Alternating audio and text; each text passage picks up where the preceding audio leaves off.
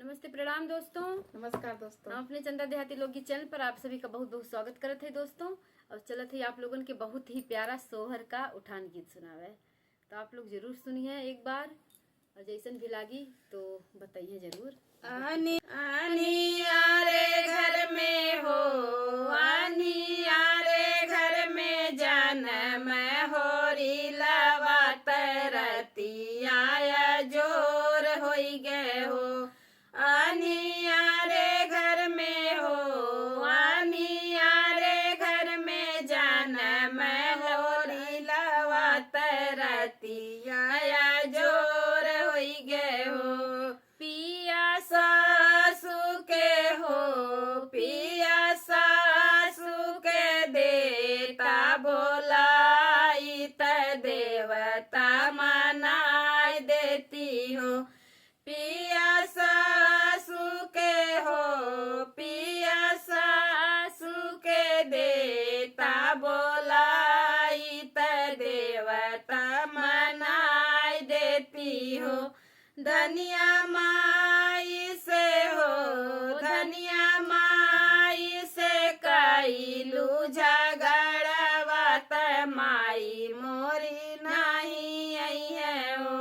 धनिया माई से हो, धनिया माई से कैलू झगड़वा त माई मोरी नहीं आई है हो।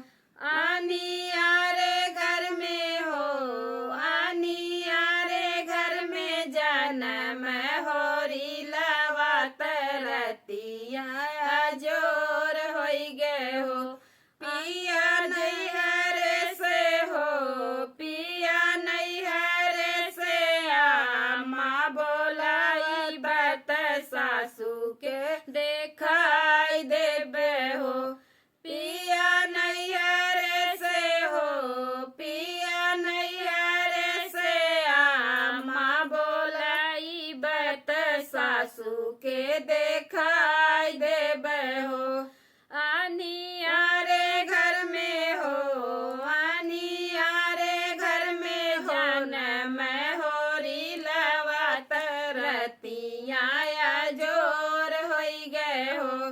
पिया जेठानी के हो, पिया जेठानी के देता बोलाई त चेरी पिसाई देती हो।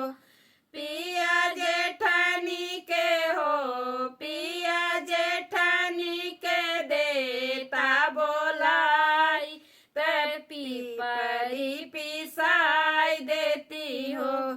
धनिया भाऊजी से हो, धनिया भाऊजी से कैलू झगड़वा त भौजी मोरी अलगे बाटी हो।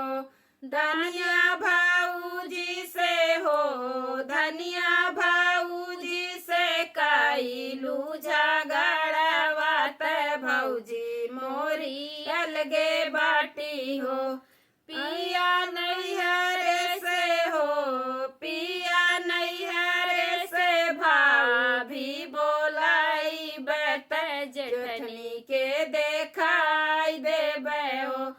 पिया नैहर से हो, पिया नैहर से भाभी बोलाई बत जेठनी के देखाई देबे हो। आनी रे घर में हो, आनी रे घर में जान मैं होरी लवा तरतिया जोर होई गए हो। पिया नदी के हो, पिया नदी के देता बोलाई त कजरा लगाई देती हो।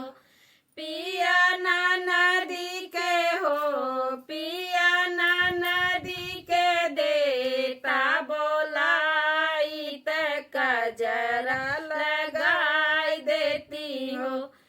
धनिया बहिनी के हो, धनिया बहिनी के बबो ना गठरी लहलू बहिनी मोरी नहीं आई है हो। धनिया बहिनी के हो धनिया बहिनी के कैलू ना कदरवा बहिनिया मोरी नहीं आई है हो पिया